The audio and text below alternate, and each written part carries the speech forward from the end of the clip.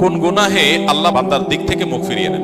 এই বিষয়ে প্রসিদ্ধ একটা হাদিস আছে, নবী সাল্লাল্লাহু আলাইহি ওয়াসাল্লাম বলেছেন, তিন ব্যক্তি এমন আছেন যাদের সাথে কিয়ামতের দিন আল্লাহ কথা বলবেন না, তাদেরকে আল্লাহ তাআলা পবিত্র করবেন না।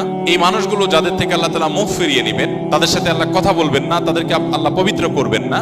সেই মানুষগুলোর মধ্যে একজন হলেন ওই পুরুষ, যে পুরুষ টাকনুর নিচে পোশাক পরে। পোশাক পরে বলতে যে পোশাক উপরের দিক থেকে যায় সেটা টাকনুর নিচে পরে, প্যান্ট, পাজামা, চাদর, লুঙ্গি, জুব্বা, জামা, এগুলো। মোজা যেটা থাকেই নিচে, নিচ দিক থেকে পরা হয়, ওইটা কথা ভিন্ন। তো এই যে মুসবিল যে ব্যক্তি টাকনুর নিচে প্যান্ট, পাজামা, লুঙ্গি ইত্যাদি পরে, এই ব্যক্তি তার সাথে আল্লাহ কিয়ামতের দিন কথাও বলবেন না এবং তার দিকে আল্লাহ তাকাবেনও না, তাকে আল্লাহ পবিত্রও করবেন না।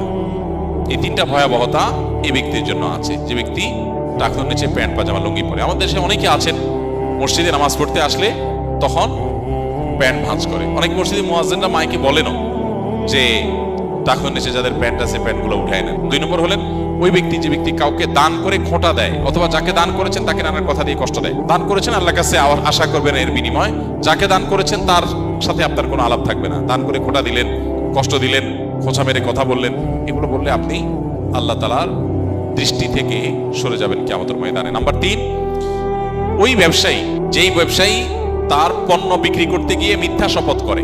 এখন তো ঘরে ঘরে ভাই আল্লাহর কিরা, এটা কিনা পড়ছে এত, ভাই কিনতেও পারে না এত টাকা দিয়া, এটা মিথ্যা কথা। তো এই ব্যবসায়ী যে তার পণ্য বিক্রি করার প্রয়োজনে মিথ্যা শপথ করে ক্রেতাদের সাথে, কাস্টমারের সাথে, তার দিকে আল্লাহ তাকাবেন না, তাকে পবিত্র করবেন না এবং কিয়ামতের দিন আল্লাহ রাব্বুল আলামিন তার সাথে কথাও বলবেন না। আল্লাহ আমাদেরকে এই সমস্ত বদগুণ, খারাপ গুণ থেকে, চরিত্র থেকে হেফাজত করার তৌফিক